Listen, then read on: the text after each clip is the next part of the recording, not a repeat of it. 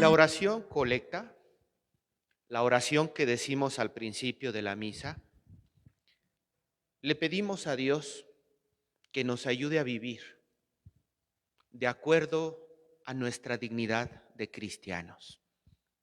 Es decir, ser creyente, ser cristiano, no nada más significa tener un pensamiento acorde a ser creyente. Ser cristiano significa vivir de acuerdo a aquello que yo creo. Y por eso en la oración inicial le decimos al Señor, ayúdanos, Señor. Ayúdanos a que nosotros podamos vivir, no pensar, vivir de acuerdo a nuestra dignidad de cristiano. Y evidentemente hay elementos que nos clarifican de inmediato lo que es cristiano de lo que no es cristiano. Vivir en el pecado o vivir en la luz. Vivir en la verdad o vivir en la mentira. Vivir en la comunión o vivir en la discordia y la división. ¿Ya se dieron cuenta que sí es bien facilito identificarlo?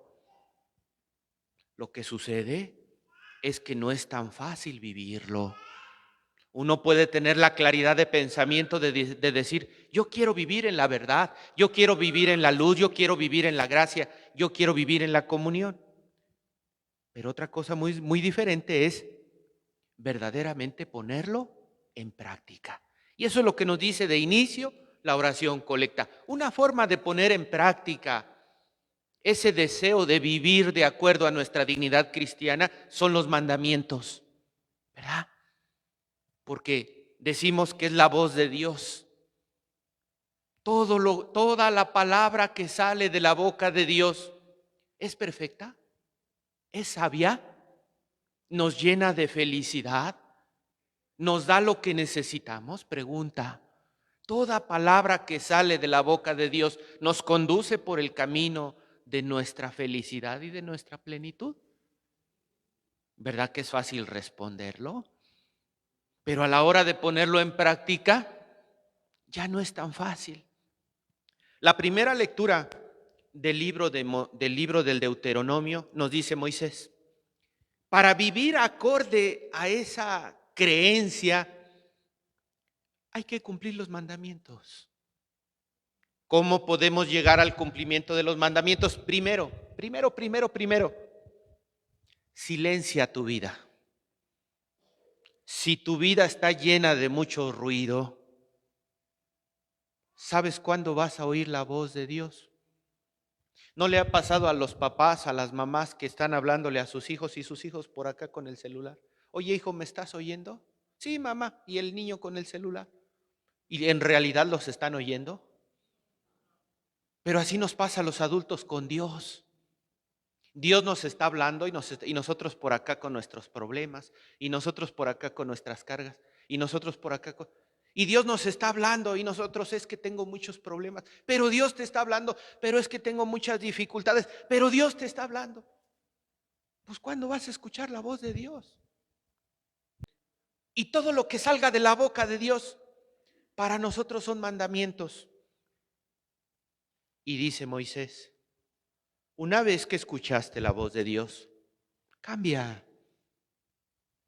O sigues viviendo según como tú crees, o sigues viviendo como Dios te lo dice. ¿Cómo debemos de vivir? ¿Como yo digo o como Dios dice?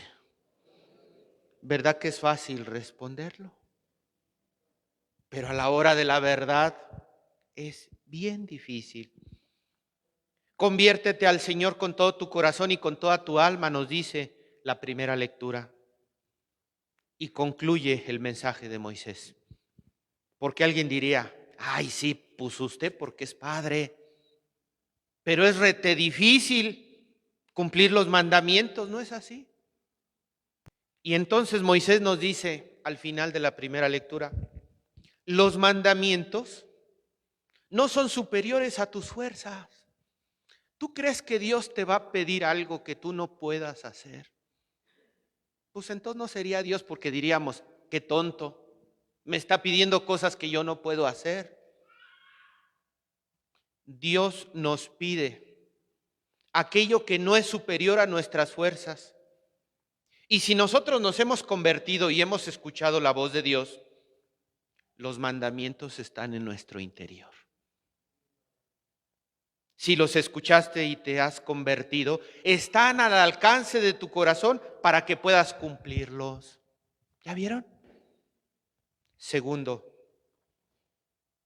después de que sabemos por medio de Moisés que debemos cumplir los mandamientos, vemos a un doctor de la ley, un experto.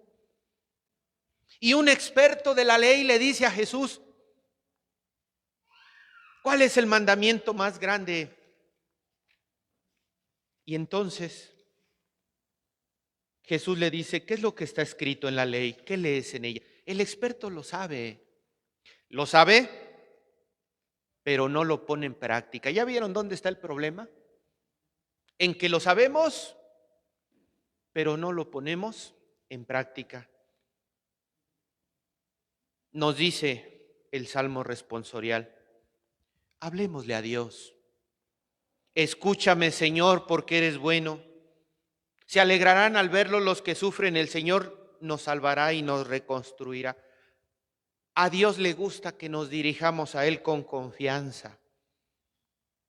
A Dios le gusta que confiemos plenamente en Él. A Dios le gusta escucharnos, nos dice el Salmo responsorial. Y la segunda lectura de San Pablo nos dice, bueno, a ver.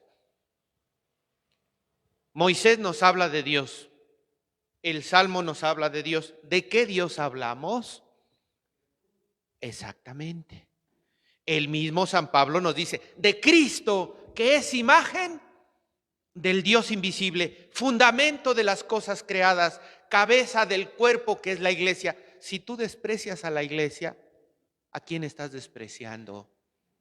Porque la iglesia es el cuerpo y Cristo es la cabeza. Ese es el Dios en el que creemos. Quiso Dios que en Cristo habitara toda plenitud y por Él quiso reconciliar todas las cosas. Cristo Jesús es fuente de comunión.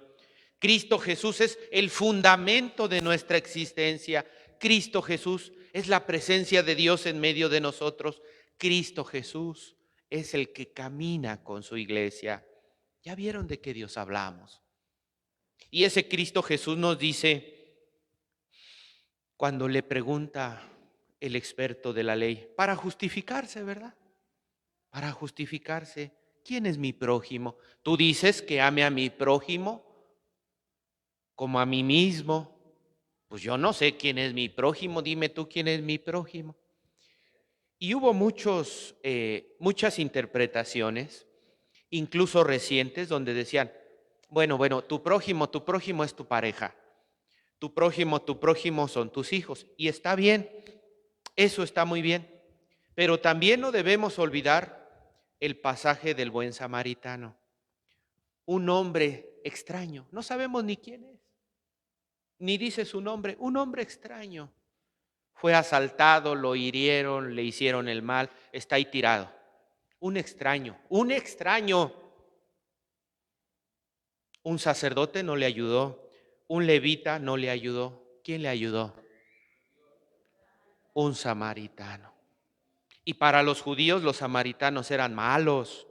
Y para los judíos los samaritanos eran paganos.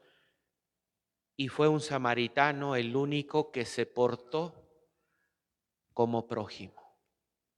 ¿Cuál es la enseñanza?